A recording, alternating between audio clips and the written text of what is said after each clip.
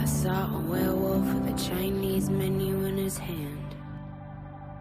The views and opinions expressed in this podcast do not necessarily reflect the view of Wolfpack Research or any of its officers. The views and opinions expressed by guests are their own, and their appearance on this program does not imply an endorsement of them or any entity they represent. We are not investment advisors. We hold no registrations with the SEC, FINRA, or any other regulatory agency, and none of the opinions expressed on this podcast should be considered investment advice. The listener should assume that we have positions in and stand to benefit from any stock or other security mentioned on this podcast. Do your own research before making investment decisions. Welcome to the Wolf Den, everybody. This is Dan David coming at you. We have Carl today from the pack. What an unusual guest engineer Carl is. He will make sure that nothing goes wrong. God help us all. God help us all. Right, there you go. I don't like our chances. Anyway, having said that, we have a different kind of show today. It's not a short seller.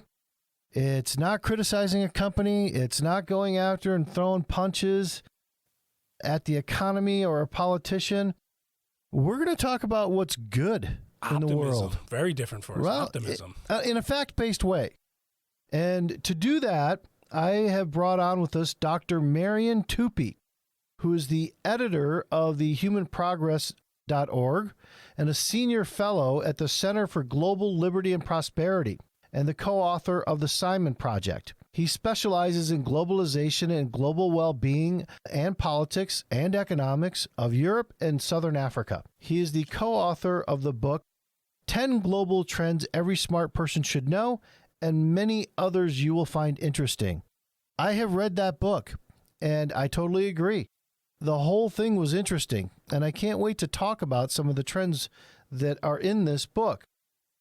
Dr. Tupy, Marian, has been quoted in pretty much every, magazine you can think of, Financial Times, CNBC, done appearances, MSNBC, Fox News, Business, kind of just like non-political, right? Not left-wing, not right-wing, more fact-based wing, if there is such a wing anymore. Welcome to the show, Dr. Tupy. Thank you very much for having me. Delighted to be with you. Great.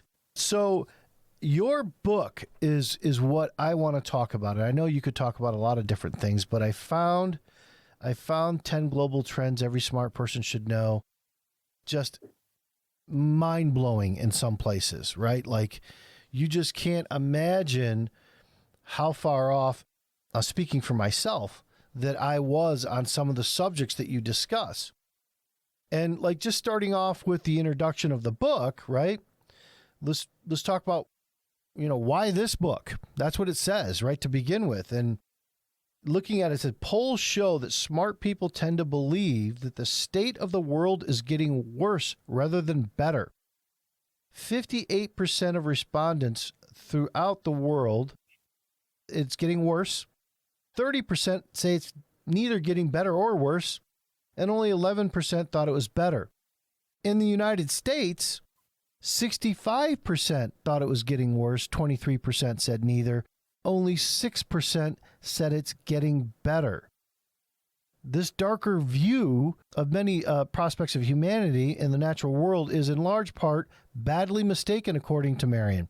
We demonstrate in these pages, he says, an uncontroversial data taken from official and scientific sources.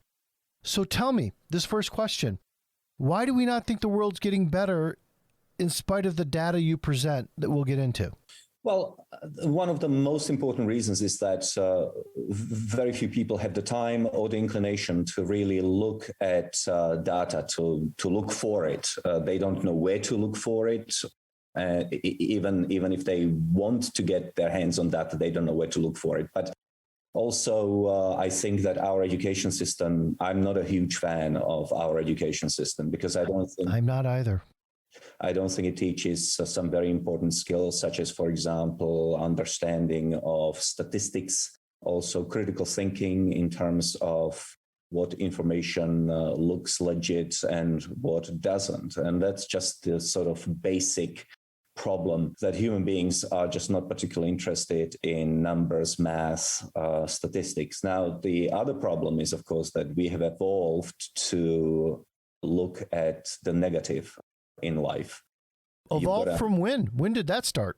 Well, it started 7.5 million years ago. Whenever our ancestors split from the chimps, but Homo sapiens has been around for about 300,000 years. And you've got to think that the life, or rather the planet, was incredibly inhospitable to our species. So you were always on the lookout for something to eat you. Well, you say in your book, it's a pretty good analogy. I liked it. If you're sitting in the grass and you're talking about 1,000, 2,000, 3,000 years ago, and you hear a rustling in the grass, you can either tell yourself that's the wind or it's a lion.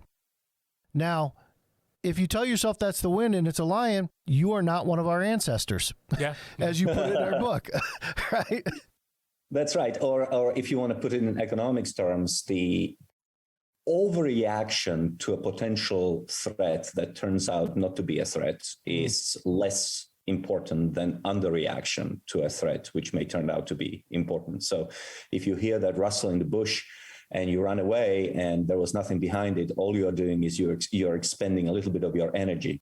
But if you don't do anything and you get eaten, then of course you don't become an ancestor. So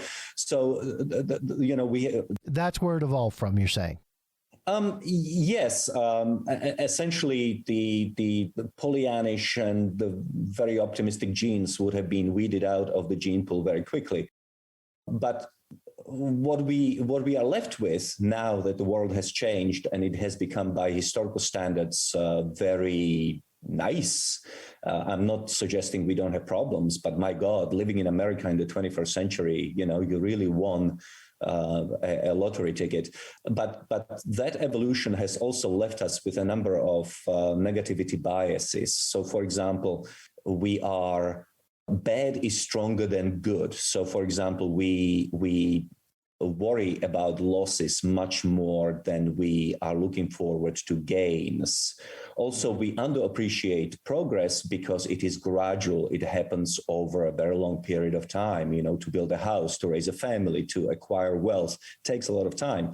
Catastrophes happen within seconds, minutes, hours. How long did it take to pull down the World Trade Center? 2 hours? Mm-hmm. How long does it take to lose a life in a car crash? Maybe a nanosecond.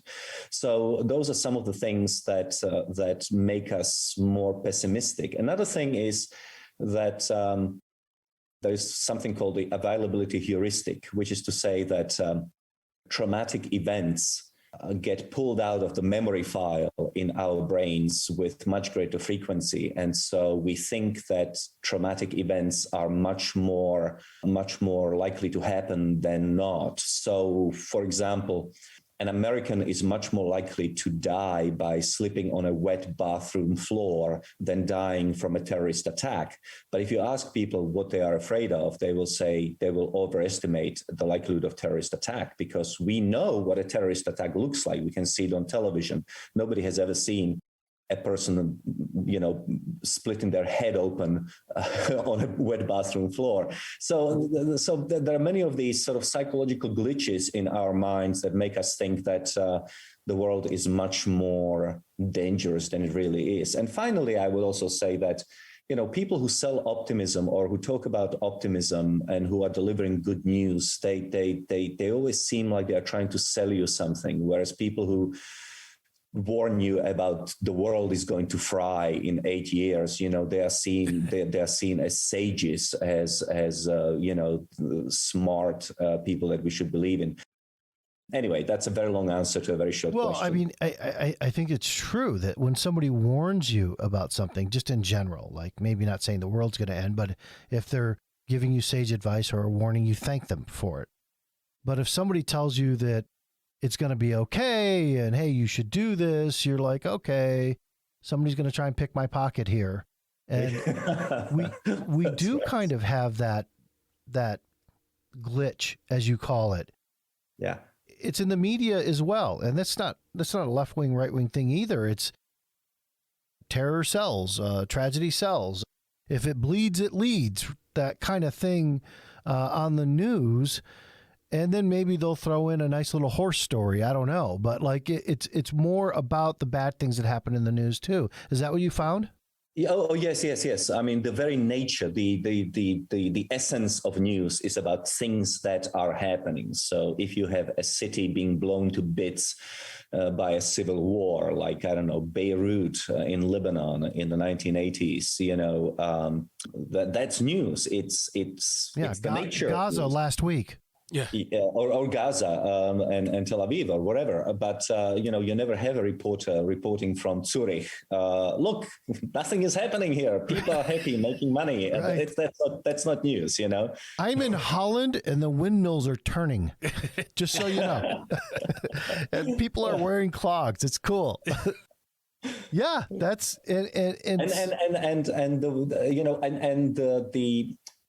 the downside of it all is that, of course, there is nothing we can do about it. I mean, this is hardwired in our brains. There's nothing we can do about it. If you want to change your perspective on life, if you think that, I am speaking sense, then the best you can really do is to be aware of your negativity biases and stop and think, hey, am I overreacting to something or not? But you can't get away from how your brain is structured and how it functions. It is just impossible. Awareness of our negativity bias, it's the best that you can do. And very few people obviously know about these things. Yeah. Do you think that the reception of your book, because like Dan, I found it fascinating and it literally blew my mind on so many of the things that have just been beaten into me growing up, that are wrong. Has the response to your book been more shock or more like, well, this guy's trying to sell snake oil? Or is it controversial in any way? Oh, no, it's not. It's not controversial. I mean, there are some of the trends where people will ask harder questions and they want to get to the next stage and ask, well, how about X, Y, and Z? But the data is not controversial. And one of the good things we did, the book was originally written for a more general audience. We really thought about it as maybe a book which didn't require footnotes. And the best thing that we have done as a result of an advice from a smart friend was, really put the footnotes there, because there are so many things that people will just find unbelievable. So everything is footnoted. Every single piece of data, every number is footnoted. And what we use, and this is very important, of course, is that this is not our data. There is only one trend, which is my data, and that is on natural resources, which we can discuss later. But the other 77 trends are all coming from, from external sources. And when we use external sources, we go to the authorities in those particular areas. So, for example, if you want to talk about, HIV/AIDS, you go to the organization which tracks that number. If you want to look about the life expectancy, you go to the United Nations, which has the biggest tracking organization looking at life expectancy and that sort of thing. So anybody with an open mind, all they have to do is to go to the footnote, look it up for themselves, and they know. Now, the reaction was very interesting because it sort of shows you how inexplicable and impossible to control and regulate the free market is. Because what we thought the book would be, the audience for the book, we sort of envisaged maybe like university students and people like that. It turns out that people who are most interested in it are people who are involved in investing and finance and sort of long-term planning, accountants and that sort of thing. And they've been buying books by the hundreds. I mean, we've had orders for 500 books here, 1,000 books there. It was quite extraordinary.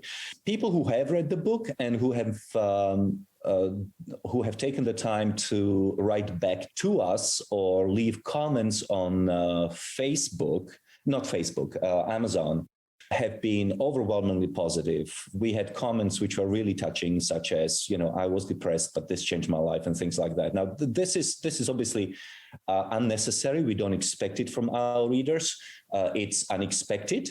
But when it happens, it really is very touching, and it is very flattering is the wrong word. It's just touching and moving to think that somebody may have been living in an existential angst, thinking the world is going to end, and suddenly they have a little bit more optimistic attitude on life. That is very, very that's very fulfilling for me personally. I hear that's been going around this past year, so I guess that would be useful to put out there in the world. And before I get started on the first trend I want to talk about, I'll tell you the other really smart thing you did is each trend is 1 to 2 pages. So not for a better way of putting this, but it's a great bathroom read. So you get through 3 or 4 trends and you're done with your current trend, and you can move on. Put it away for a day or two. Yeah, there you go. Well, I mean, you want to stay regular, so for a day. Now, going on with where we started this with, like, the world's not getting better is the view that everybody has. Yet, trend number 12, and I will say it's hard to believe this isn't controversial. If everybody just read the headlines of your trends, it would be controversial. It's only not controversial because it's cited once you read what's in it. Global trend number 12, global happiness is rising. Mm-hmm. That's a fact. By quite a bit, actually. In all the studies you've done, why is that? Well, because primarily there are a lot of people in previously very poor countries who are growing very fast, and people in poor countries which are growing very fast tend to register very high rates of appreciation of happiness. So there is this very interesting split where people who are already accustomed to a lot of good things in life, their happiness sort of tends to flatline, and the United States is a bit of an outlier because our happiness on average has either flatlined or slightly declined. Okay. Now, I cannot actually tell you with confidence why that's the case. There are, we would have to get somebody else on the show for that. But in general, the world is becoming happier because there are huge chunks of the world which are growing faster, and people have many more opportunities, many more things going on in their lives. So, for example, before 1978, China was dirt poor. I mean, dirt poor like you couldn't imagine. This was worse than the worst parts of Africa. They had the worst kind of communism, life expectancy, incomes per capita. It was really third world poverty because they had a very heavy type of communism. And in 1978, they started liberalizing their economies. They started growing very fast. They've been growing about 10% per year for God knows how many decades. And so within their lifetimes, ordinary Chinese can see their standards of living increase year on year, and that contributes to happiness. And another thing which is so important, and this I cannot emphasize this enough, the Easterlin Paradox, the view that was promulgated in the 1970s that at some point wealth gets disconnected from happiness, that actually is no longer tenable.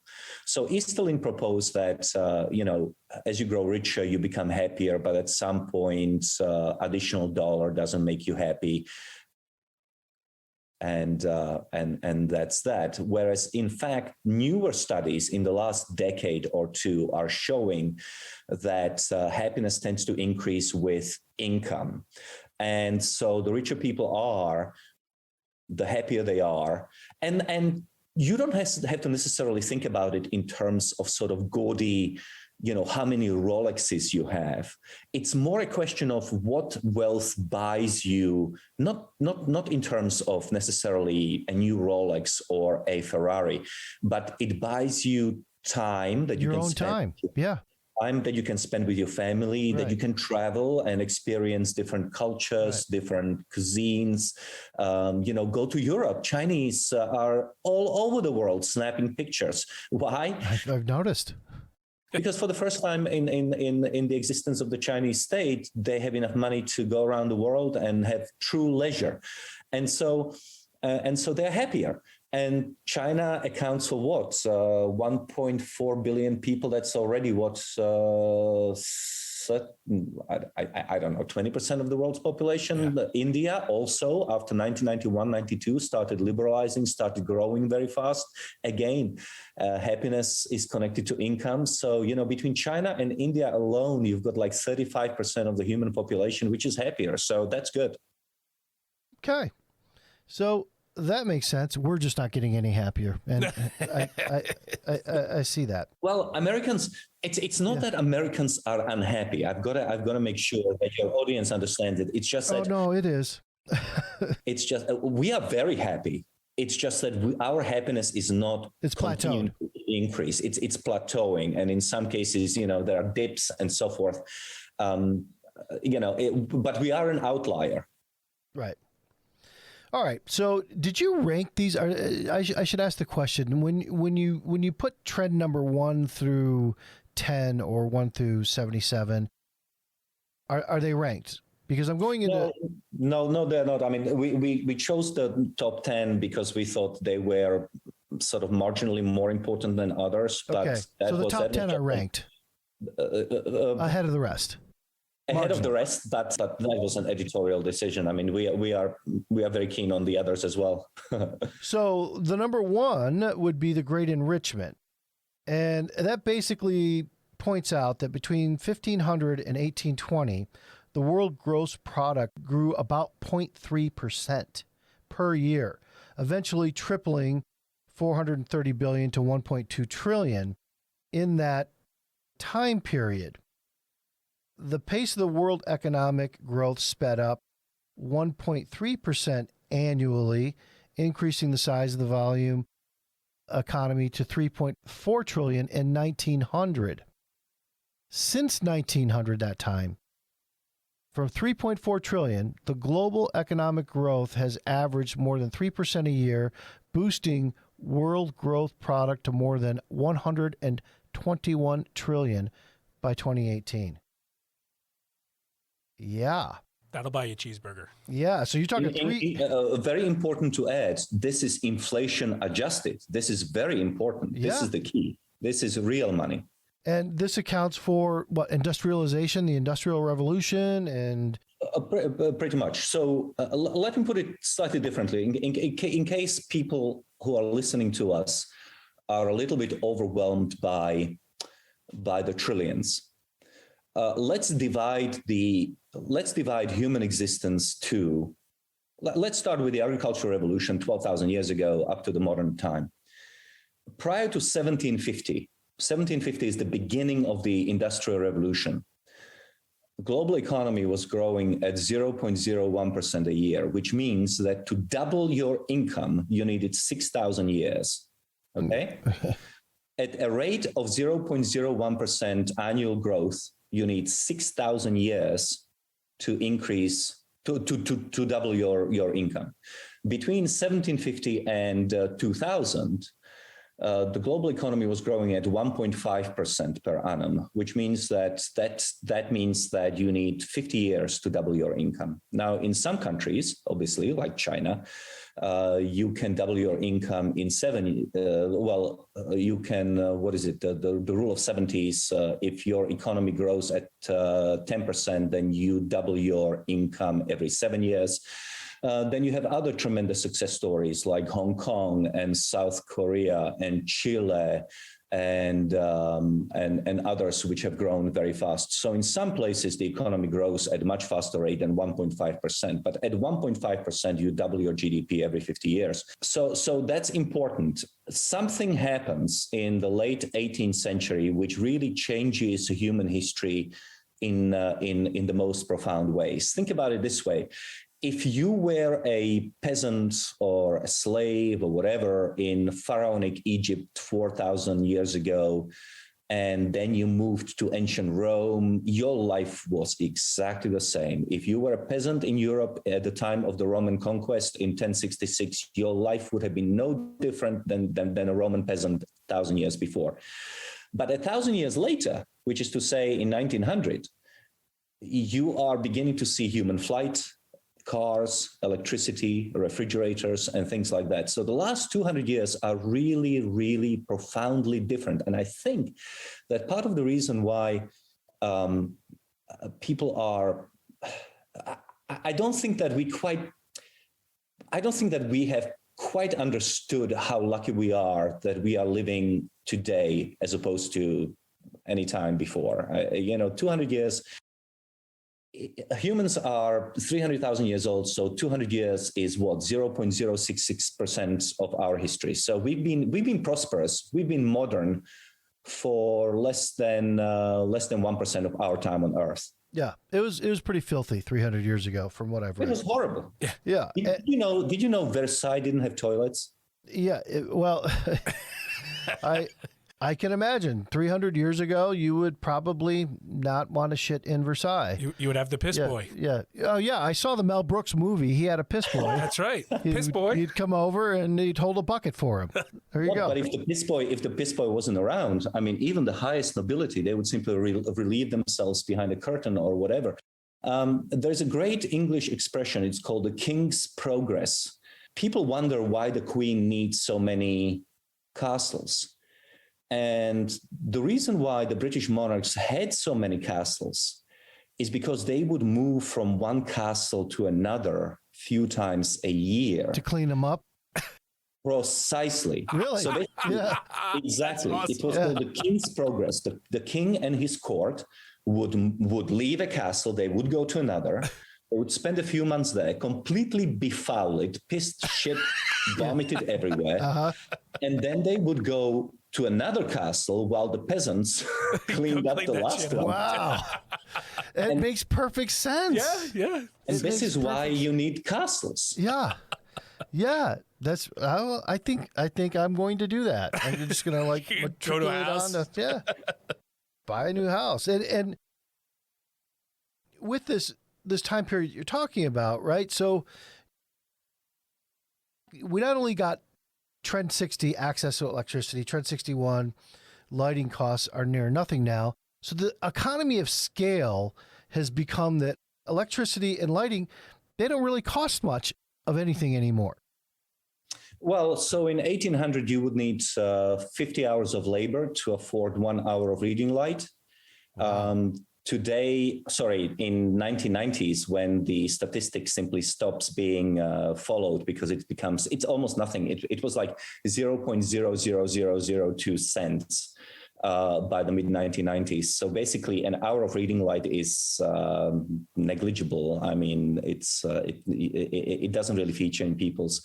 Another thing which has become incredibly cheap is food. Today, I think Americans spend something like 8% of their budgets on food. Not Carl and I. No. We spend 80. Well, I mean, America is again a bit of an outlier because before COVID, Americans spend as much on food at home as they spend in the restaurants. So Americans don't mind spending money in restaurants, even though the food there is much more expensive. Yeah. But if you think about sort of medieval period. Anywhere between 50 and 80% of a poor person's budget would go toward food, and most of it was bread. People ate bread and water, and that was it.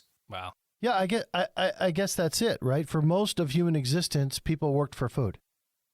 They hunted for food. Well, that's exactly right. Yeah. I mean, it was basically food. Yeah. Yeah. So that is interesting on points trend 60 and 61 about the cost of electricity and lighting being negligible now compared to then. And think about it, like just 100 years ago, you had to work 50 hours just for an hour of reading light. That's insane. It is insane. Well, 200. I mean, if you read like diaries of people like Jefferson or Ben Franklin, they include in their accounts candles. Candles were very, very expensive, very expensive. You had to slaughter a whale scrape out the fat from its brains to fashion into candles, and they're very expensive. One of my pet peeves about historical dramas is that you constantly have these great balls with people beautifully dressed and wigged and so on. And there are candles everywhere. That's not what it would have been like. Even in places like Versailles or other places, the place would have been mostly dark during the night. Maybe one or two rooms, the balls would have been lit, but they were lit very poorly. The cost of candles was just prohibitively expensive. It was a true major part of people's budget. And so when you see, candles everywhere in historical dramas, understand it wasn't like that. Candles were very expensive. Up until when? I mean, what are we talking about here? Are we talking 1800s, 1900s? I mean, 1700s, 1800s? All the way through the 1800s. I mean, in the late first half of the 19th century, and by the second half of the 19th century, you start getting lamps, oil lamps, which are cheaper. Yeah. That persists in parts of the world until the mid 20th century. Oil lamps. So when it was dark, it was dark. It was, yeah. I mean, there really wasn't much that you could do, even in places like major cities. And of course, crime was rife because streets were not lit. If you got hit over the head, which is why anybody who had any sense and money had their own private guards, because at night who were carrying torches, because at night there was no safety. If somebody whacked you over the head and stole your pouch of money, well, that was that. Then in late 1800s, you get first street lighting in gas lighting in places like London and Paris. That was a big deal. But before then, everything was dark. And of course, if you lived in rural areas, then it was much worse because you were so poor, you didn't have candles. So you just had the fireplace, you cooked dinner, and after you ate, you went to bed, and life was pretty boring. Okay. Trend number 2. This would be something that somebody just read and be like, the end of poverty. And it's very interesting statistics. I mean, by the late 1820s, nearly 84% of the world's population lived in extreme poverty, not just poverty, but extreme poverty. And by 1910, 66%, 55% by 1950. And let me just fast forward to where we are today. We're looking at, what's the percentage here today? 8.6%. That's staggering. Right. So two things on that. First of all, we are talking, it's necessary to point out, we are talking about absolute poverty. Obviously, America doesn't really have absolute poverty. What we have is relative poverty. So when people talk about poverty in America, they look at average income and they say, okay, what is the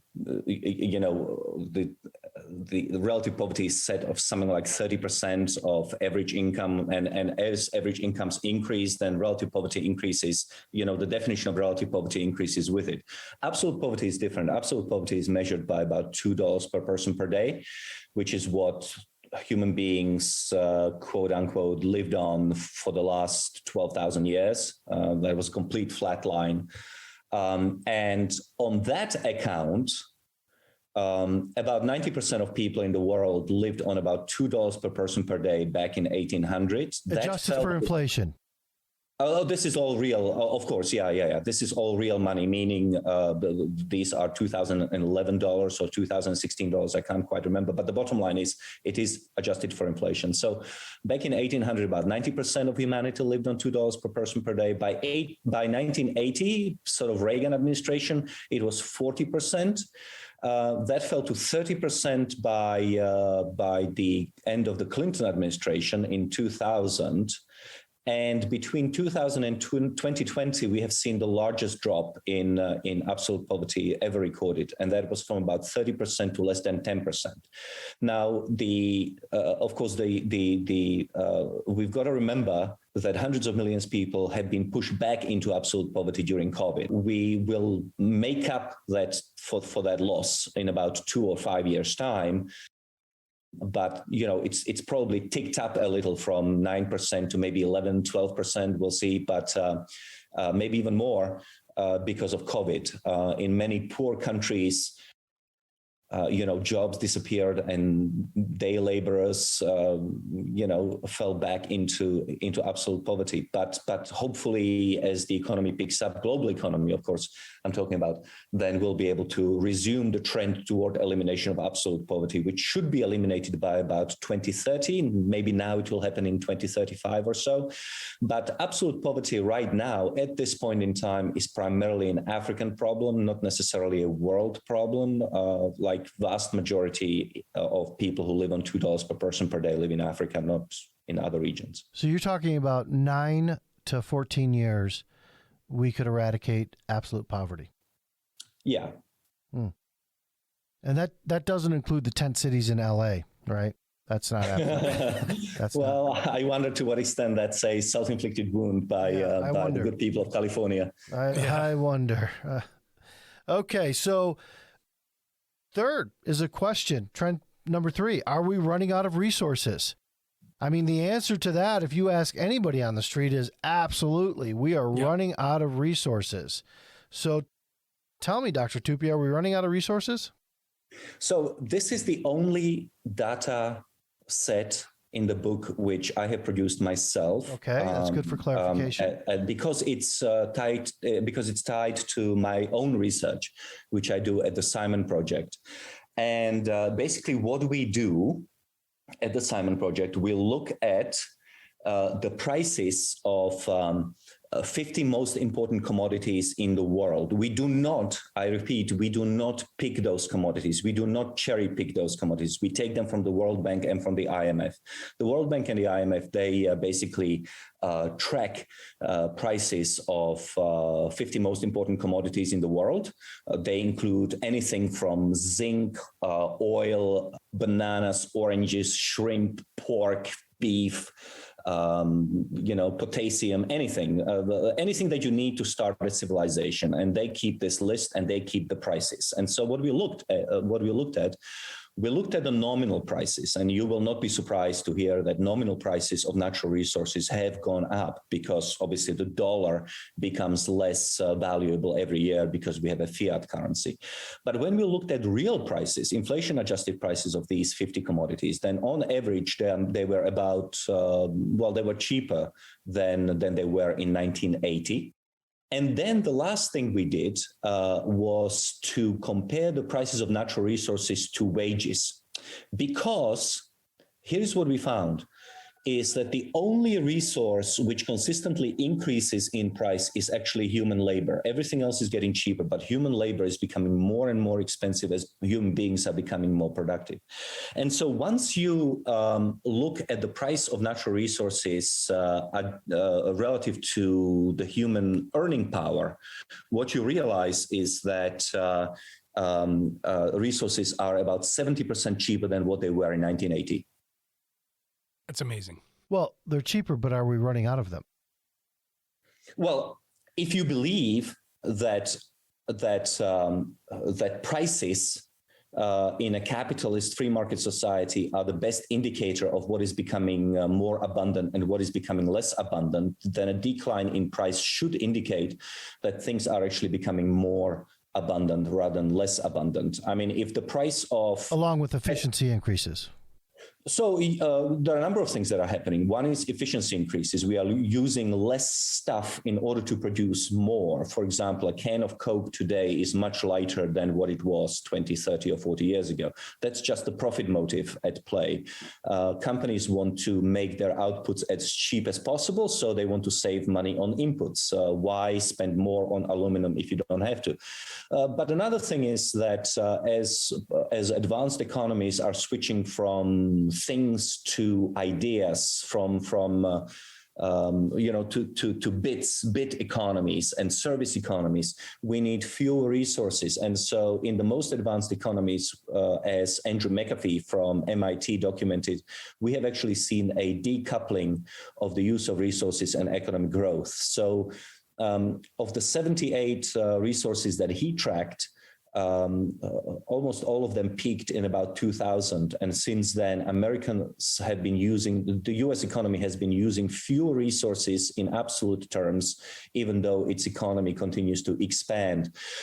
In addition to efficiency gains, remember that we are also switching from things which are becoming endangered or more expensive. So for example, when the planet started running out of whales, because we were making candles out of them, we simply stopped killing them and we came up with electricity. Same. The Japanese really didn't, but Japanese didn't really, but now it seems that the whale population is rebounding, booming. Yeah. Same with polar bears. Pandas are having babies again. Hold on. Well, you said polar bears population's booming? Yes, there have been recently reports in the last couple of years about polar bears being on the upsurge in polar bears in throughout the northern hemisphere. I haven't seen a picture of a polar bear in the last 3 years that they didn't say was starving to death or was emaciated wandered in the town. I mean, really, I'm believing this because, like, I don't think you're a climate denier, and I know I'm not. No, I'm not. Yeah, so we both agree that the Earth is warming, and that seems like that would cause polar bears a problem, but it's not. Well, but nature also adapts. I mean, it's not like the polar bears, are just. I mean, they move aside from many other things. And I hear they're banging grizzlies too. Is there some crossbreeding going on there? That I don't know, but I have seen reports in the last couple of years suggesting that the polar bears are booming again. Part of the reason why the environmentalist movement constantly has to change its mascots. I mean, when I was growing up, it was the whale. Those are doing fine. So then it became panda. Well, pandas are making babies left and right. So now it's become polar bears. And hold on, now pandas are fucking? When did this happen? I haven't heard that either. With human help, insemination. Oh, very I often. see. They're not actually doing it. I got you.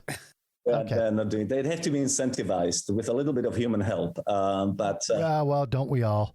Go ahead. Yeah. But I do urge your audience to do a bit of Google searching on these new reports on polar bear numbers. I'm going to. They're up 30% since 2005. Really? Yeah. Really? Huh? The media is lying to us. Oh, shush, Carl. Well, listen, I love that this is just about mostly good news, right? Like, mean, there's two things here I haven't even read in the book, that polar bears are on the rise. Pandas aren't having sex again, but, still, they're on the rise. This is good. Well, but look, I know there are going to be a lot of listeners who are saying this is all bullshit. I mean, he's lying to us. First of all, okay, do check everything I say. Google it. But Carl just did. Yeah. But more importantly, understand something very, very important, and it is this. Wealthy societies are better stewards of the environment than poor societies. Yeah. When economy goes to the toilet, like it did in Venezuela and Zimbabwe and places like that, they eat the tigers in the zoo. Yeah. The first thing that people do is to slaughter the wildlife, because if it's a question of, you feeding your family or seeing that beautiful giraffe what you have to do. Right. Now, so Matt Ridley, a British science writer, makes this point by pointing to three things. One is wolves, tigers, and elephants. Keep those three animals in mind: tigers, wolves, and elephants. We think of wolves all the time. Go ahead. Wolves are booming. They have returned to much of Europe because there's so much of the area in Europe is now natural preserves. So wolves, which have been close to exterminated and have been chased out to the edges of civilization, are now making a huge comeback in Europe, precisely because they are protected.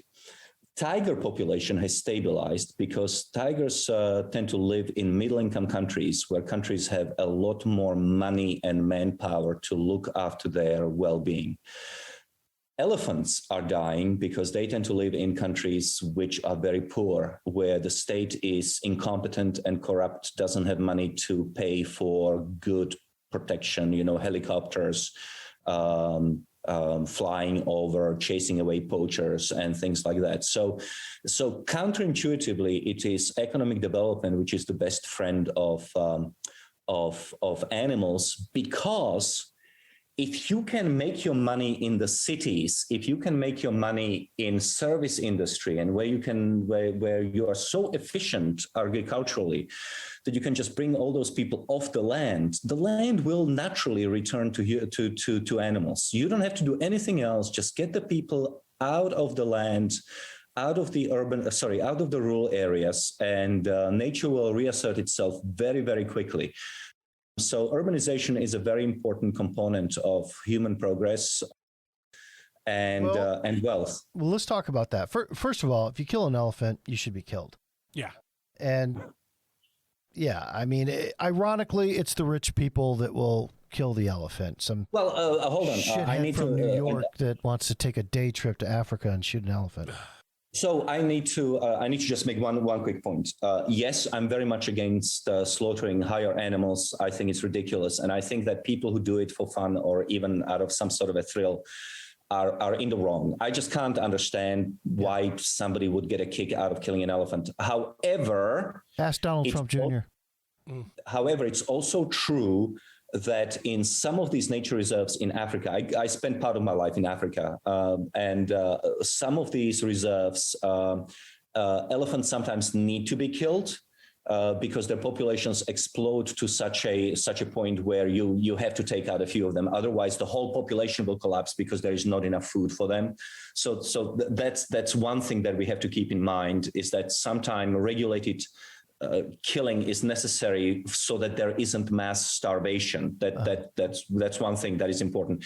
Another thing which happens in Africa is that a lot of these private parks, especially, make their money and are able to keep so many animals alive precisely because they allow a few animals to be slaughtered. So, for example, let's say that you have a bad season, there isn't enough grass, and suddenly it is up to the man or a woman to come up with food to feed, say, thousands of elephants or giraffes or whatever.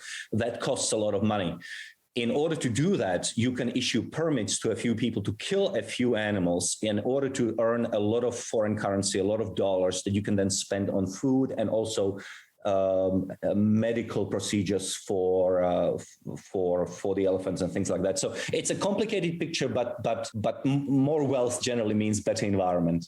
I've never met somebody that killed an elephant, tiger, giraffe, or lion or something of the such that wasn't a shithead. I mean, fair enough. I've met them. They are all shitheads, though. It just seems to be a commonality between them. And I understand what you're saying, and I know that you're particularly aware of what happens in Africa. That's where you're from. You were born in Rhodesia, right? And then now Zimbabwe. No, I was actually born in Europe, but I grew up in South Africa. I grew up in South Africa. And I traveled through Zimbabwe and Botswana and Kenya and Tanzania and many other places. Yeah. I guess. Did I read that Rhodesia or Zimbabwe was one of your specialties at one point, or you were? Yes, that's absolutely correct. Yes, I have devoted, one would say, a lot of wasted time to try to keep Zimbabwe from descending into absolute chaos under the Mugabe regime. Yeah, I failed on that one. Well, I've tried to help too. I have 2 Rhodesian Ridgebacks, so I saved 2 dogs. They're gorgeous dogs. My God, they're my favorites. Oh yeah, They are great, great dogs. And anybody that wishes me misfortune, I'd like you to meet them. All right. So this brings me back to what you were talking about, because I'm going to jump ahead to trend 6. You're saying there's more land for nature. And I guess what you're talking, and you're saying there's more canopy cover now than we've had in the past, which is not something that we hear or I would believe ever. And more ocean reserves are protected preserves as well. Can you expand on that? Well, let's start backwards. Right now, I believe that there is more land under protection than the size of the United States. That's what it says here. Globally. There's just dozens, if not 100 countries where a part of the country is reserved for nature. It's become something of a thing over the last 120 years since Teddy Roosevelt, and every reasonably well-run country has a nature reserve where animals are permitted to do whatever they want to do, and so. The amount of land under protection now is historically at its height. I think it's now more than the size of the United States globally. Oceans are also protected at the highest level in history. However, protection of the oceans is a little more complicated because it's more expensive, and fishermen, mostly Chinese fleets, they sort of tend not to follow the global to give rules. A shit at all. Yeah. And not the least of which, I mean, we have enough trash in there circling around the size of Texas. I mean, so it doesn't. You're not in any way saying that we're doing a good job keeping our oceans clean.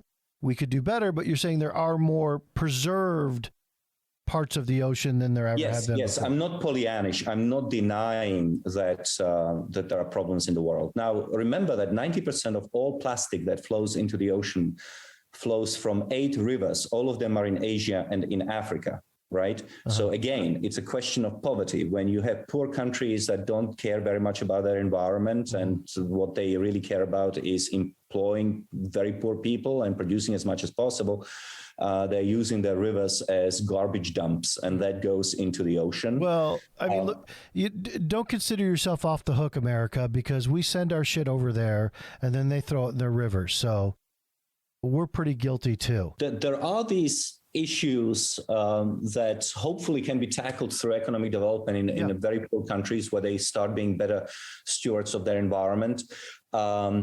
Other things that we can do about plastic, for example, is trying to put some real money behind research on how to destroy plastic through microbial consumption. So there are different types of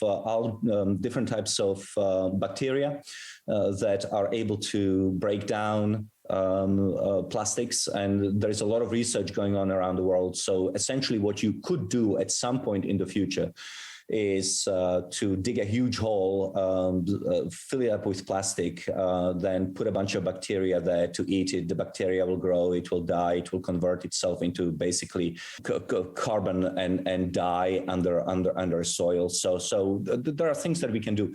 Now, or it could start the zombie apocalypse, but yes, yes, Carl's been waiting for that. That's on the oceans. Overfishing is still going on, but here's the thing. It's not that I'm saying there are no problems. What I'm saying is that there are fewer problems, partly as a result of aquaculture. So most of the fish that you now buy in the supermarkets is not wild fish. I mean, wild salmon and wild tuna and things. Well, I don't know much about tuna, but like wild salmon, that's really for people who actually go up to Alaska and catch it themselves, or rich people who can afford it. But most of it is farmed. Most of the fish that we eat is farmed, and that's a great thing. Shrimp, almost all of it is farmed. That's a good thing because we can eat the food that we like without necessarily killing the things in the wild. So aquaculture is our friend. Another thing which is our friend is genetical engineering of crops such as wheat and corn. Why? Because if you can genetically engineer these things to withstand pests and drought, then you need less water to water them, you need fewer pesticides, you need less fertilizer and things like that. So human ingenuity enables us to eat more stuff, perhaps too much, on fewer acres. In other words, our productivity, agricultural productivity is now so high and that we can start returning land to nature. In the last, the world has returned land to nature the size of Alaska and Montana combined in the last 20 years. And let me give you another statistic that will blow you away. if the world farmer becomes as productive, as efficient as an American farmer will be able to return the land size, the size of 2 Indias back to nature. Wow. Wow. Wow. So this is the key, getting people off the land into the cities and being as efficient as we possibly can in terms of our farming methods, so that the wildlife can return. And we are already doing that and doing a pretty good job at it. Yeah, tree canopy cover in the United States and China, which surprised me, has increased 34% and 15% respectively in the past 20 years. So that's pretty interesting. And how do you really, I don't know. I mean, how do you get them off the land and into the city? Because I don't want to. With a population increasing, how do we do that? And talk to us more about the population increasing and where that's going to end at some point.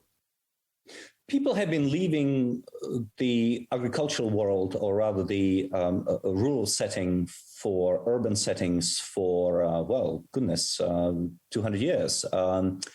And the reason why they have done so primarily is because factories and the Industrial Revolution and cities provide higher wages than farming did traditionally. So that's reason number one. Reason number two is that rural communities tend to be very closely knit, but also that restricts your freedom of action. In other words, if you are an eccentric, let's say that you don't believe the regional god, or you are a woman who believes that she shouldn't be under the thumb of her husband, or you are my wife,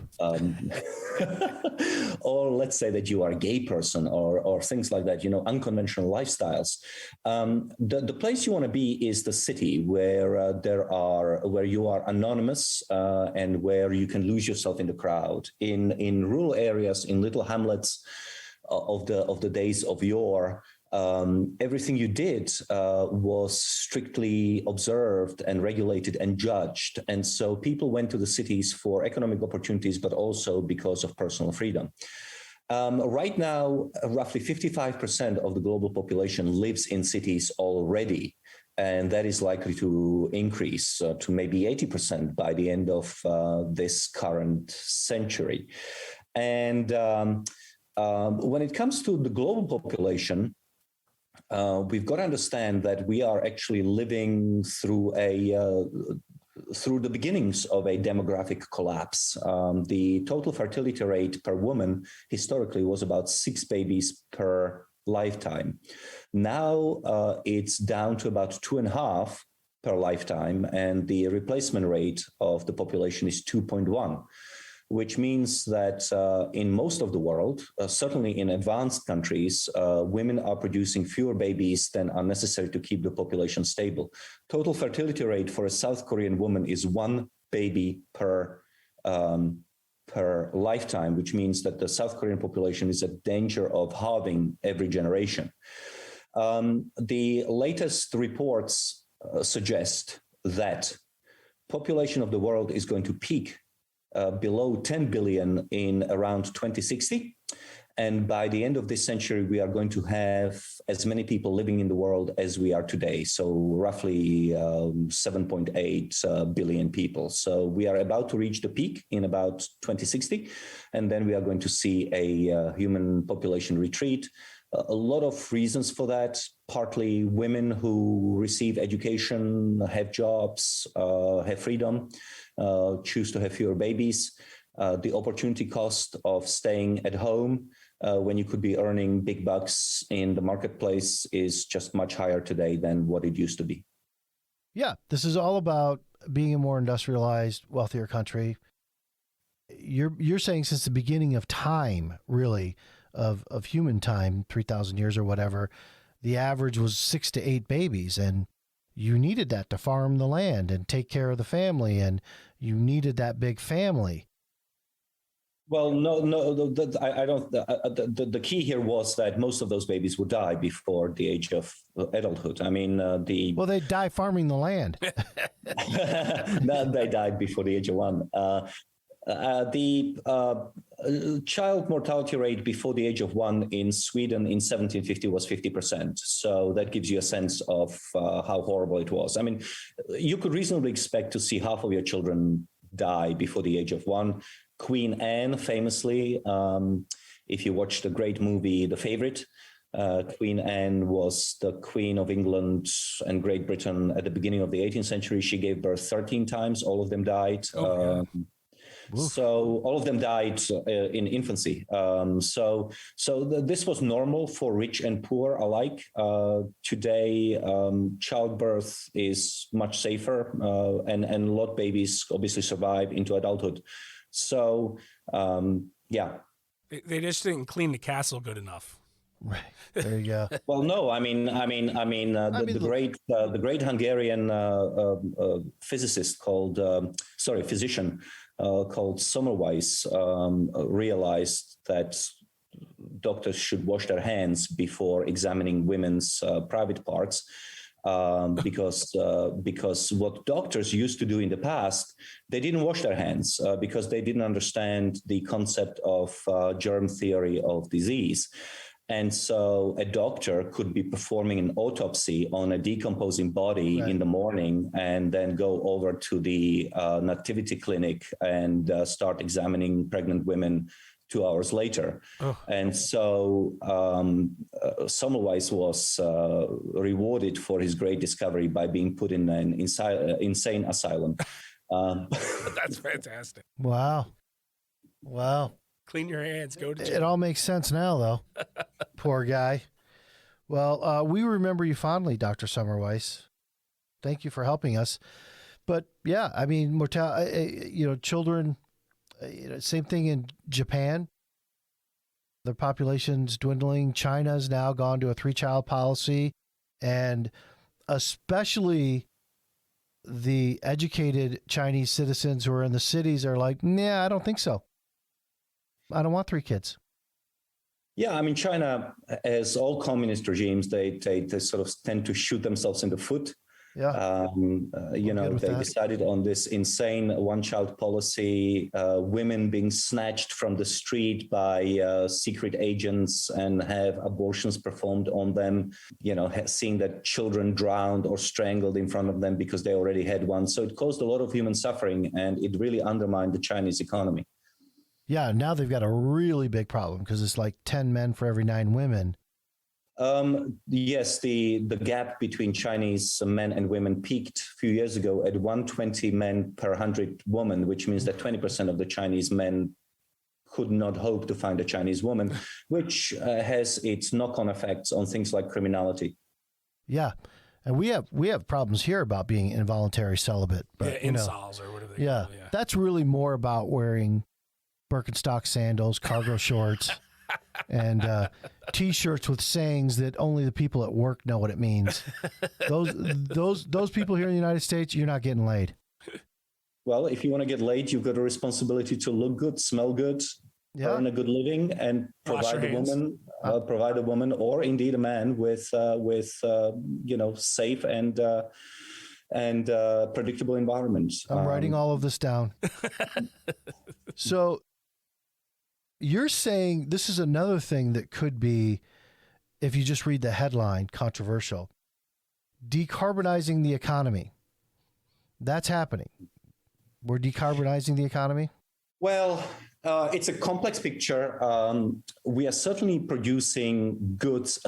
We are producing a GDP of output with less carbon, which is to say that for every dollar that the American economy or the British economy or the French economy produces, we are using less carbon. We are emitting less carbon than we would have, say, 50 years ago or even 20 years ago. The advanced economies, France and Britain and the United States, have really decoupled the economic growth from CO2 growth. But the absolute amount of CO2 which is produced into the atmosphere is still growing, partly because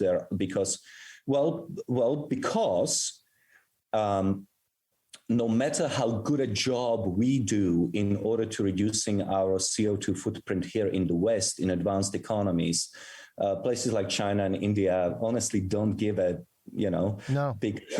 Because they have other priorities. They want to grow very fast. They want to use the cheapest energy possible, and they are not going to sacrifice their economic growth for CO2. Now, CO2 is not all bad. Remember that CO2 is absolutely necessary for life on Earth. Green things eat energy, CO2. I mean, trees like CO2. Yeah, they grow faster. One thing that you asked me before and that I didn't answer is the tree canopy. Sorry, the greening of the Earth. Again, this doesn't come from me. It comes from NASA. The world is greener. Why? Because trees and grasses and whatever are growing greener and bigger foliage. Now, the reason why they're doing that is because there is more CO2 in the atmosphere. The trees and the grasses are becoming obese. That's the essence of it, because they have more food. And so CO2 is not all bad, but in general, I would say, if for no other reason than for the sake of capitalism, we should come up with a technology which produces plentiful energy without CO2 emissions. We already have that energy source. It's called nuclear. If the environmentalists were serious about what they are claiming to be serious about, which is the future of the planet, they would be putting money not behind windmills and solar. They would be putting money behind creating small and highly safe nuclear reactors, because nuclear doesn't produce any CO2. Yeah, you should probably not put it on, a coastal city in Japan either. Yeah, well, I mean, with every one of these, yes, but also remember that nuclear energy is safest, if not safest, then surely one of the safest methods of producing electricity. Many more people get killed mining coal and producing coal or on oil rigs than in nuclear. It's disastrous. Once again, one of those terrible consequences and legacies of communism is that the Chernobyl disaster, which was denied and then covered up by the communists in the USSR, really poisoned not just Ukraine and Belarus, but it poisoned people's attitude to nuclear.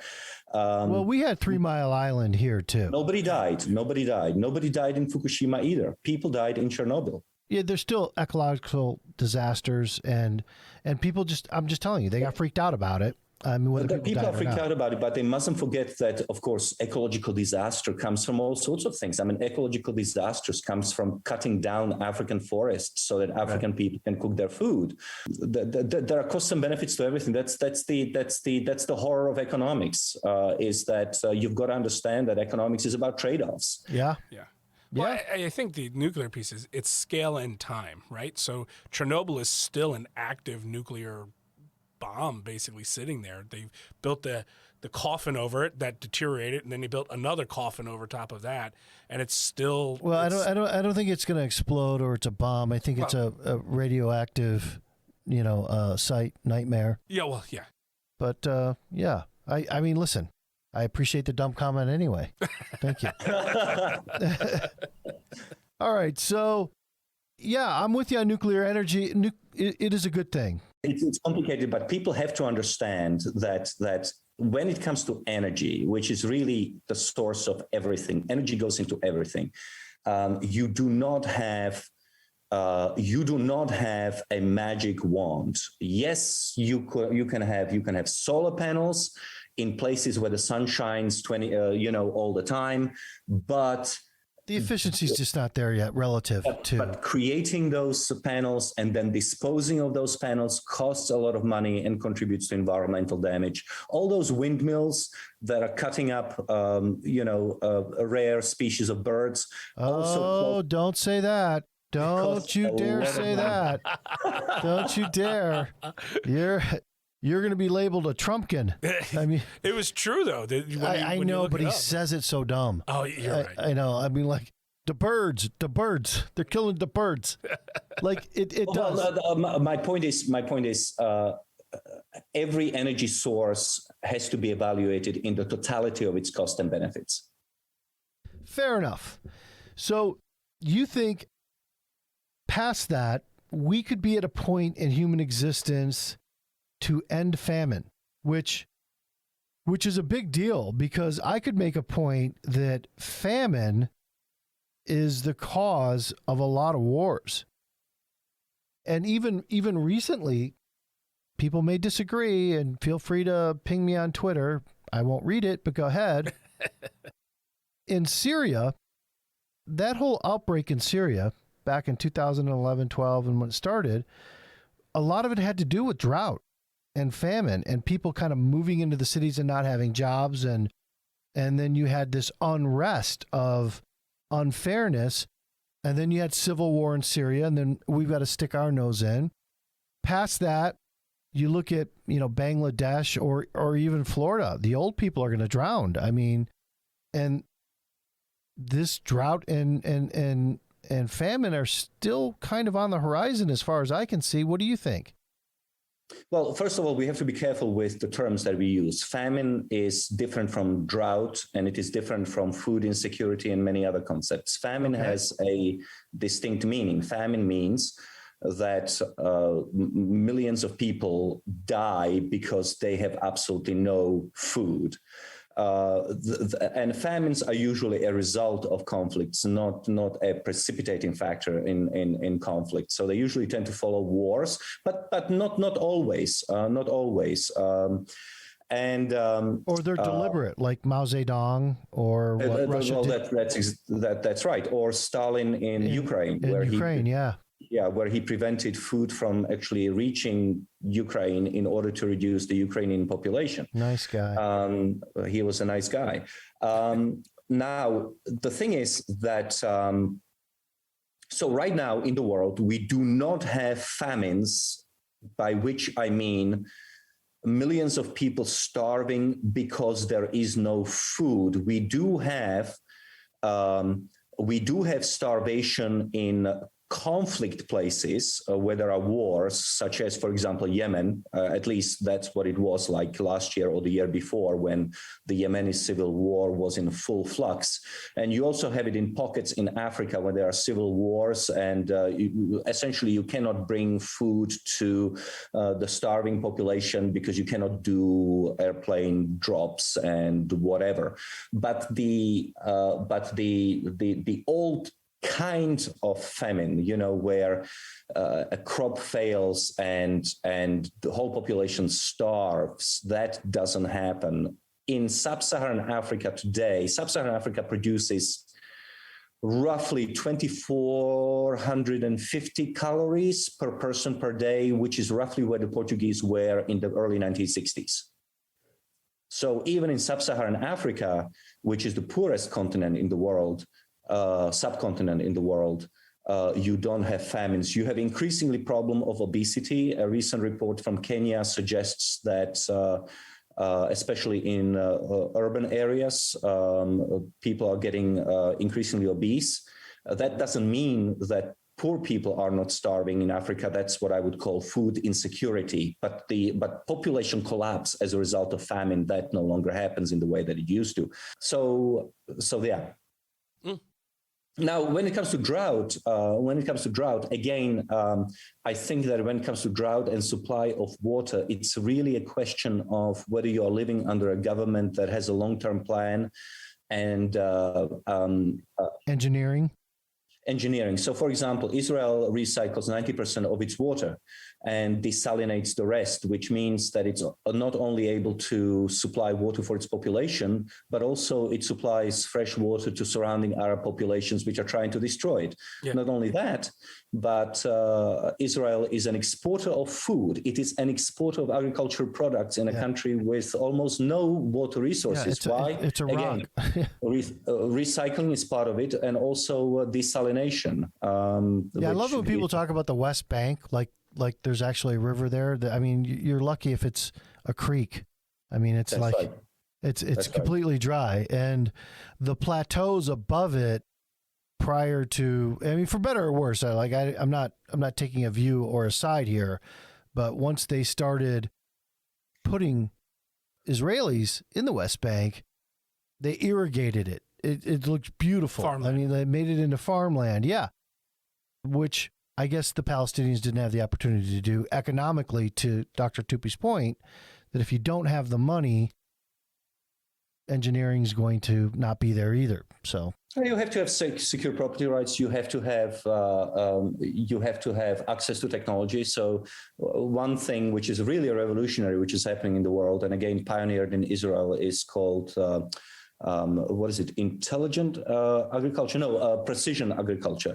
So what happens is that every plant has a small monitor attached to it, which shows you when it needs water. And at that point, all you need to do is to trickle a few drops of water onto that particular plant in order to make it grow, which again is a massive saving of water from previous times when you sort of irrigated entire sort of circles of agricultural land, and some of that water got wasted. Right now, every plant gets as much water as it wants to or needs because it is attached to a microchip. That's crazy. That is. Wow. Well, leave it to the Israelis, right? Like you threaten their existence every day, and they get pretty efficient. Again, let me reemphasize: Israel is exporting fresh water to surrounding Arabic countries. It's an incredible feat of human ingenuity, really. And you're saying hunger's on the retreat. I mean, Trend 55 in 1965, you're showing 40% of the people had hunger issues, food insecurity issues, and now we're around 10, 12%. in the world. Yeah, well, that's tied to the whole notion of, end of famines, is that, again, these are two separate concepts, but they are related in a sense that what you need is to produce more food. And once again, as societies grow richer, people get wealthier, you are able to get more money for a variety of hunger relieving programs and so on and so forth. Our country is a perfect example. Poor people do get food from the taxpayer. Many of them choose to spend it on the wrong kinds of food, but never mind. The point is that they do receive food in government support. I'm a little early in our relationship for you to be poking fun. All right. So trend number 9, this is interesting. I found it pretty funny. Long peace. Like, we're, as far as wars go, much more peaceful in the world. God, it doesn't feel like that. No. It just doesn't. And I'm looking at a chart here that shows, I don't have my glasses in front of me, but basically since 2006, there's been one country at war. Guess who that would be? And then in 2006, there were 2 countries at war. I guess that was probably the Ukrainian outbreak. I don't know. Well, what is the one country that's been at war? Is that us? It's got to be us, right? Let's see. International conflicts in the last 10 years. Depends how you measure it. There's such a thing as an internationalized dropping civil bombs war. on people. Well, you've got little green men invading Crimea and eastern Ukraine. Right. So that's one example. The key statistic here is that nobody declares war on another country. Now, that may seem like, I think the last time a country declared war was us declaring war on Hungary during the Second World War. I think we declared war on Afghanistan. We did. That wasn't a declaration of war. What are you talking about? We said give over Osama bin Laden or we're going to war with you. Sure. It just wasn't, pick up your rocks and stand armed. Yeah, no, you're absolutely right. That countries still do conflict on one another. They just don't declare war because that's perceived to be a little bit, primitive. Okay. Now the reason why why we feel that the world is very violent is that because we haven't been around 500 years ago. 500 years ago, war between great powers was the default position. Yeah. Spain, France, Britain, Germany, the Holy Roman Empire were at war with each other 100% of the time. Yeah. Romans even the Pope had an army. Yeah. Romans had this temple in Rome. I think it was called the Temple of Janus or something like that, or maybe it was the Temple of Mars. And they had a door, and the door would be closed when the country was at peace. And I think that in 200 years it was open for 2 years. So it was closed for 2 years, and the rest of the time it was open because the country was constantly at war. So war was a default position of humanity for thousands of years, and now it is peace. Really, when countries go to war, it's newsworthy precisely because it is so rare, and much of the world has been at peace. I mean, we don't really have a conflict between two countries in the Western Hemisphere. We haven't had for a very long time now. That's something. And the reason we wouldn't go to war with another power like China or Russia, in part because of our economic entanglements, which are not all bad to have, because when you have those economic entanglements, you don't want a war. So economic peace theory has, it's fine. I like it. I think it's plausible, but we have to be careful because, before the First World War, the biggest consumer of German products was Great Britain, and they ended up going to war anyway. Yeah. So it can happen. It can happen, but I will agree with you that economic entanglement makes going to war more difficult. Yeah, that's what definitely it can happen and has happened. I mean, it changes the calculus without a doubt. Yeah, America is particularly prone to going to wars, unfortunately. No. in the last 20 years, especially. I think part of the problem is really that we are a very safe country. We are really safe from we're separated from the world's trouble spots. The Western Hemisphere is controlled by us. That's what it is. We are separated from the rest of the world by two vast oceans, and unfortunately, my new countrymen, because I've become a proud American a few years ago. Oh, welcome aboard. Thanks. I assume my part of the debt, national debt. Oh, really? Thank you. Welcome aboard. Unwillingly, but we sort of have an elevated sense of what's dangerous, and so no matter what happens around the world, no matter in what godforsaken place, we sort of think that we need to go and solve it, and then we make a mess of it. So I wish we would be a little less trigger happy. Oh yes. But yeah. We have to kill them over there so they don't kill them over us over here. Oh, shut up. Shut up. And then we're over there for 20 years. I mean, come on. For what? For what? I mean, the Middle East will only see Westerners as crusaders. I mean, that's how it's viewed. And they will fight to the end. We're energy independent. They can have it. And also, I think, I mean, correct me because you are a native here. Our attention spans are not particularly long. When the Brits took over the countries that they colonized, they sort of had hundreds of years in mind. When we invade a country, we have a sort of 2 to 4 year time frame, and if it doesn't work out, then we say, "Screw you guys, we're going home." Colin Powell said, "If you break it, you own it." So. But nobody wants to own Iraq. I mean, believe me, you don't. My family's from there. You don't want to own it. And our Middle East policy should be based in the protection of the only democracy in the Middle East, Israel. So everything else, I mean, you're not going to stop a sectarian war. If a sectarian war is going to happen, it's going to happen. If a Christian gets in the middle, the only thing a Shia Muslim or a Sunni Muslim agree on is they want to kill the Christian. And that's what's happened over the past 20 years, right? I mean, the Christian population has been decimated by this war in the Middle East. But that's wars. And I just find it interesting that it is a safer place, technically. I mean, I guess what you're saying here, from world wars or from major conflicts, it's true that we control the Western Hemisphere, but it's also true that China is, with their Belt and Road policy, taking advantage of some African countries and trying to get to the west coast of Africa, down to South America, to screw with us in the Western Hemisphere. And you can't really blame them, in that we're in the South China Sea as well and playing politics there. So that was kind of a natural course of things. But all in all, as you say in point number 10 or trend number 10, it's a safer world. Yeah.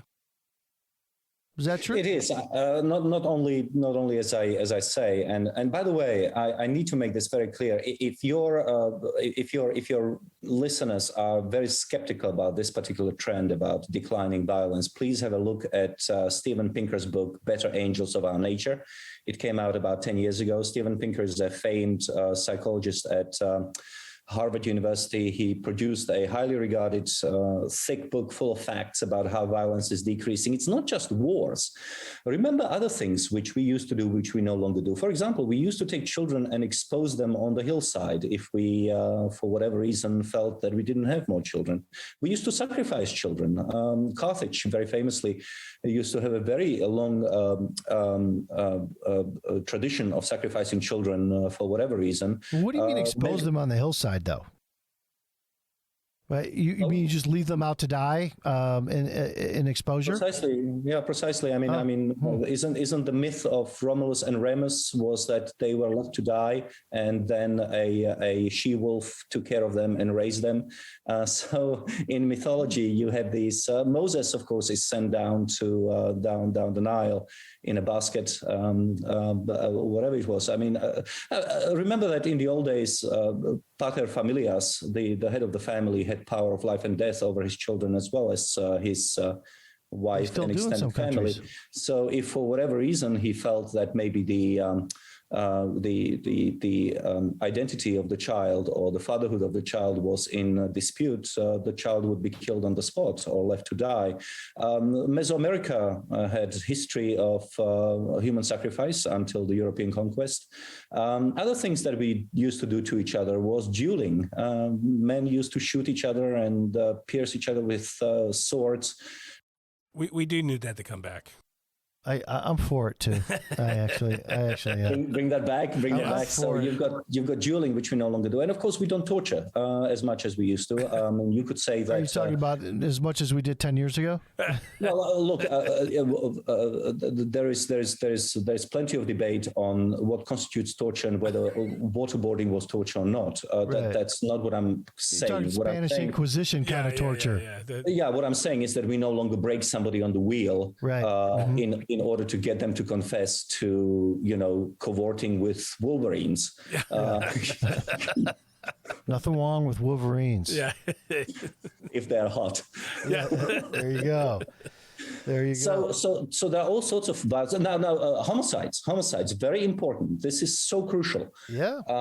At the time of Michelangelo or Da Vinci in Italy, we are talking 1450s. Murder rate in Italian city-states was about 75 per 100,000. Now it's 0.9 per 100,000. So like Chicago. That gives you a sense of how much more peaceful we have become as a species. Yeah, even the United States, Even in the United States.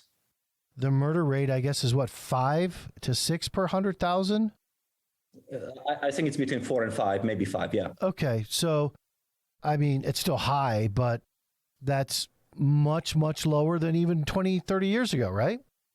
It's much lower than what it used to be even in the mid-1990s, yes. Wow. Yeah, it was in the 7s, I think, in the mid-1990s. But you feel like it was much safer in the mid-1990s or the 80s for that matter. Nobody locked the doors of their home. I didn't know anybody that had an alarm system on their home or that worried about that kind of thing. Back in the 80s or 90s. It's like you said, if it bleeds, it leads. 55 people shot in Chicago and 5 killed over the weekend, right? That's all over the TV. Stop watching the news. That's the key to global happiness. Yeah. And part of what's making this all better is the trend of democracy being on the march, right? Because you're saying that, these autocracies, dictatorships, communism, even in their most benevolent nature, it's only benevolent if you agree with them, right? Or they agree with you. And it can maybe last a generation, and then you've got to count on the next benevolent dictator to take over. So the statistics on democracy, there are caveats there. Again, there are some trends which are just simple and beautiful and continue to improve. And there are some trends where you have to put a caveat on that. So the world in the 1960s and the 70s, if you looked at the map of the world, autocracies and tyrannies and totalitarian regimes were definitely in the driving seat. There were very, very few democracies. There was only like 50 countries in 1946, right? Or 50 or something like that. Yeah, but by the 1960s and the 70s, you had decolonization, you had dozens of countries that have entered the United Nations. So by the 1980s, you certainly have most of the world still in some form of autocracy or worse.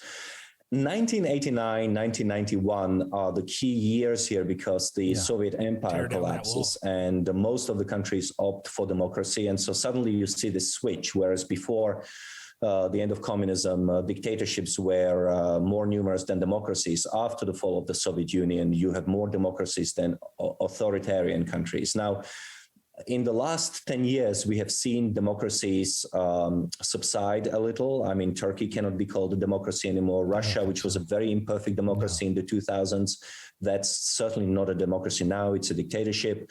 On the other hand, there are some countries which have become democracies. For example, Burma became a democracy, at least for a while. Now they are going through another patch of military dictatorship.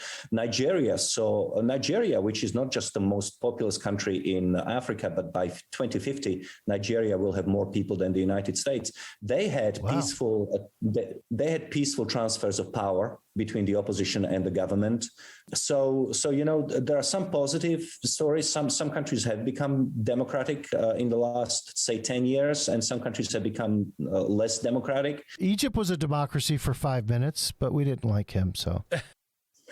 So there has been some retrenchment. There is no doubt about it. But to say, but we are still in a much better place than we were, say, in the 1970s or the 1980s, which is why we included that particular trend. Mm-hmm. Okay. All right. So, look. Let me just say one more thing. Sure. Everything I say doesn't mean that we cannot fuck things up. Okay? Hey. Past performance is not a prediction of future results. Kind of. If we don't pay attention to our past, we will fuck up our future. I mean, yeah. So, forgive the strong, very, very, very unscholarly like language. But I love it. I think it's very scholarly, actually. I like it. The Americanism is wearing in on you. Yeah. Welcome to America. There is no guiding hand. There is no sort of force of history which is guiding us toward ever better future. I would describe the last 200 years as 2 steps forward, 1 step back.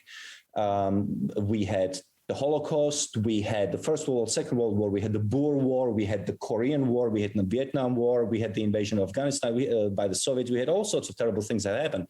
But human species are actually quite resilient because at the end of the 20th century, we still had longer lives, we were more educated, we were better fed than at the beginning of the 20th century, even though 20th century was pretty bloody awful. It's one of those weird things where if you ask somebody, what was the best century in the world, they would have to say 20th. What was the worst century in the world? The 20th. It's a part of the contradiction of human existence, of human nature. We do terrible things, but we also are capable of great things.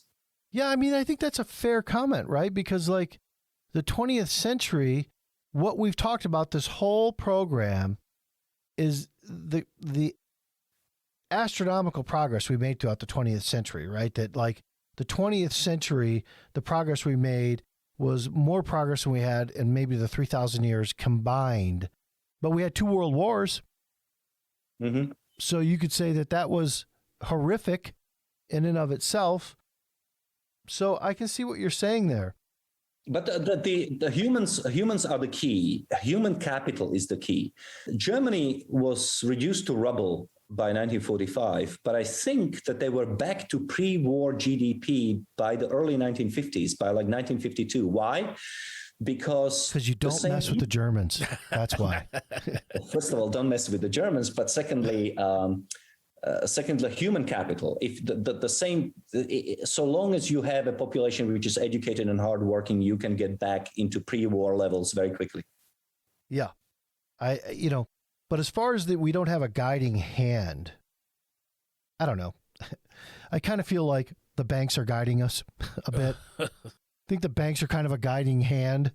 I would say corporations, drug companies. I mean, you talk here in Trend 34 about accelerating vaccine discoveries. I mean, forever, I was like, was Jonas Salk the only smart guy that ever lived? And then when we really needed it, and we had to have it with COVID, we've done a few others, the hepatitis B vaccine, and a few others have come out. We're able to do it. Yet it seems more and more that when there is a disease that's a killer, it's more incentivized for us to make it chronic than it is to put a cure on it or a vaccine. That's been my take on it, that we could probably do a better job with. And listen, for all of you that are working very hard in the scientific community, do not blow up my Twitter account. Again, I don't care what you think. I'm just saying that I think we could do more with vaccines and a little less with, here, I'm going to sell you a pill every day for the rest of your life. Let me try to make you a little more optimistic and ask you, is there anything that has happened this month that you can think of in the area of vaccines, non-COVID related, that you can think of? In the area of vaccines, I guess they came up with something for Alzheimer's that's helping with them. That was a new drug that was approved. That's a drug. A drug. Okay, yeah. I'll give you one more try. Maybe I shouldn't torture you. Yeah, listen, vaccine. Last month, we have come up with a vaccine that's 70% effective against the greatest killer of humans in the history of the world, malaria. Oh.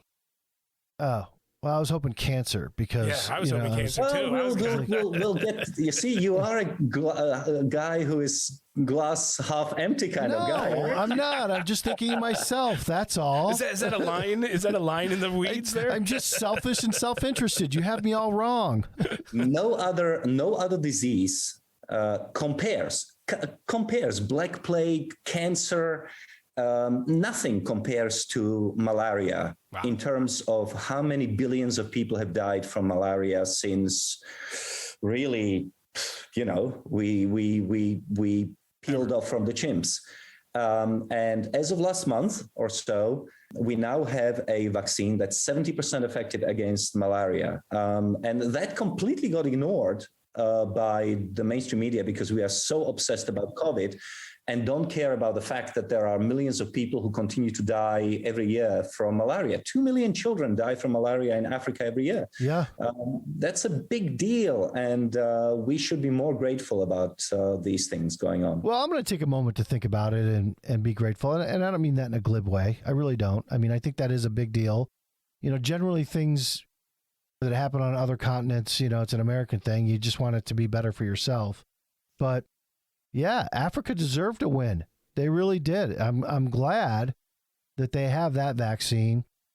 I still think that there's a cure for cancer out there that's not going to take us to that Will Smith movie, whatever that was called. Oh, I Am Legend. I Am Legend. I don't want to... Well, cancer, but why is cancer a problem? The cancer is... Nobody's because dying. I chew tobacco? Yeah.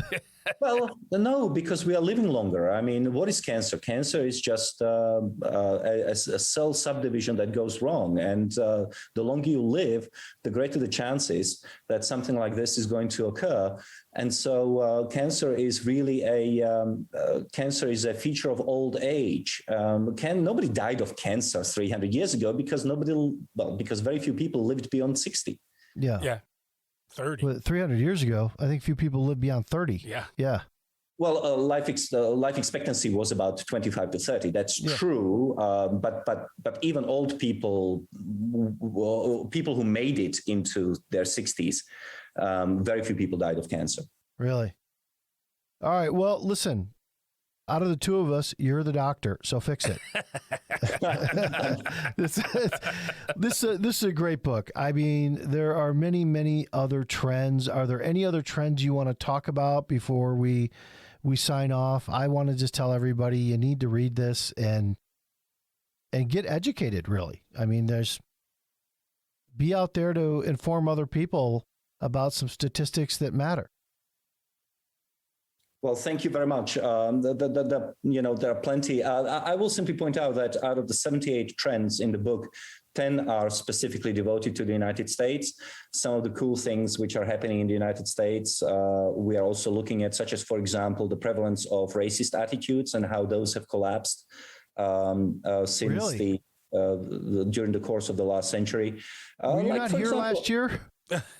Yeah, well, I mean, that's part of the problem with our negativity biases, is that whenever we achieve something good, it becomes the new floor, and we judge problems in relation to that new floor rather than how far we have come. So, Yeah, I agree. I mean, I understand police brutality. I am much less sympathetic to the notion of microaggressions and things like that. I do not. Oh, the microaggressions bug the shit out of me. I'm not a big fan of people getting offended when you open a door for them, or if you ask them, where are you from? That's a very interesting accent, and all of these things are actually not particularly helpful. Or Marian, I go through half of my day anymore trying not to offend somebody.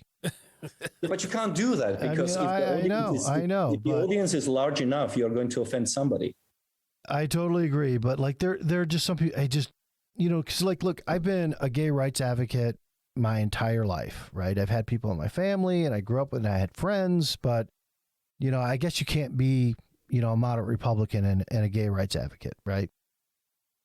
Certainly. I don't know. Gallup today came out with a poll which shows that majority of Republicans now favor gay marriage. Yeah, I mean, I always did. They should be as miserable as we are. Yeah, I mean, and racial inequality, always been an issue with me.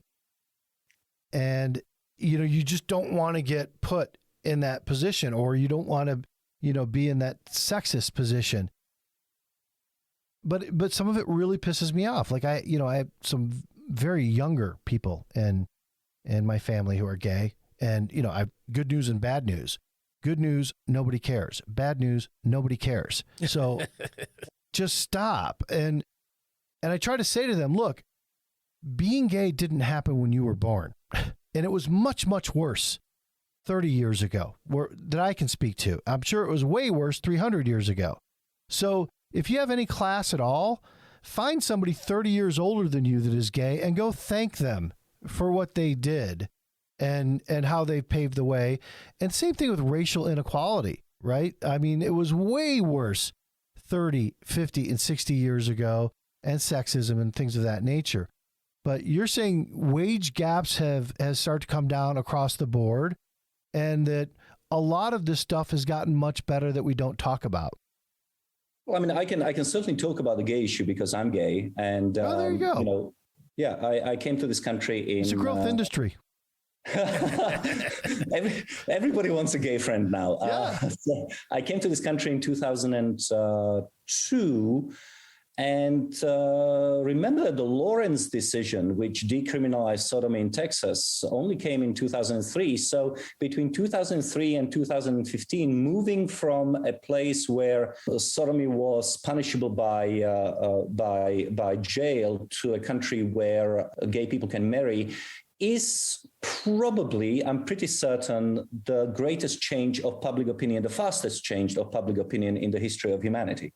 Wow. And the notion that people today should belittle this country and attack this country because we were not always up on we were not always leaders in these sorts of things is in my view deeply deeply ahistorical. Gay rights were not even a thing 50 years ago. And within the scope of 12 years, we have moved from punishment to gay marriage. So give people some slack. Realize that people need some time to adjust, and don't abuse it. Don't go around claiming that you are a victim when you are a 20-year-old kid who's never had to put up with the sort of shit that Andrew Sullivan and others had to put up with. Love Andrew Sullivan. Fighting against the real discrimination. It really is no heroism standing in the middle of DuPont Circle in Washington, D.C. with a placard saying, "I'm gay, deal with it." Everybody deals with it. So yeah, it was heroism 50 years ago. If you want to do something for gay rights, do something for gays in Saudi Arabia and in Gaza and take your sign with you, and in Egypt and places like that. If you want to do something for women's rights, have a look at clitorectomies in the Middle East and do something about that. And Africa.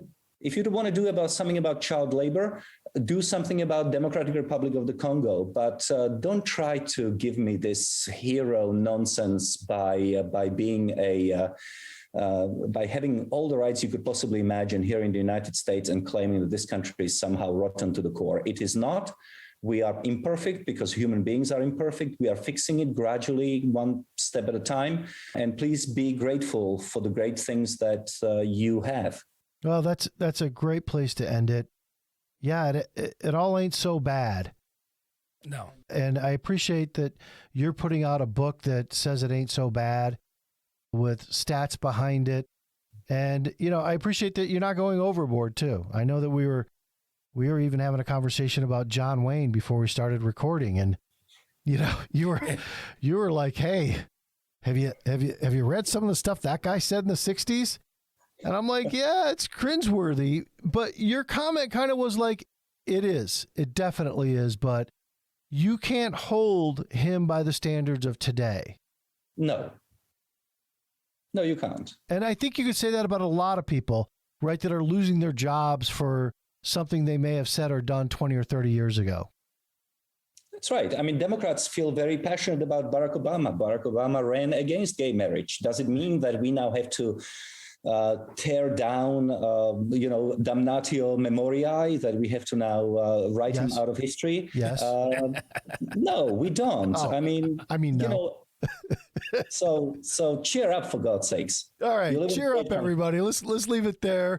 Dr. Marian Tupy, he's been a fantastic guest. I mean, if you hear him on another podcast, he'll have other things to say. So listen to him there. Buy his book. It is very interesting. And thanks for joining us today in the Wolf Den. If you liked what we had to say, please retweet us, hit like. If you don't like what we had to say, I don't care. So, leave a comment if you want. And Doctor, one last thought. Do you want to tell us how we can follow you on Twitter or your platforms? Do you do that? To keep sane, I don't have my own Twitter account, but Human Progress is on Twitter. It's on Facebook. It's on Instagram. And of course, we run a website called humanprogress.org. Please come and visit. Great. Human Progress on Twitter, Facebook, Instagram. Join, visit, and follow Dr. Tupy.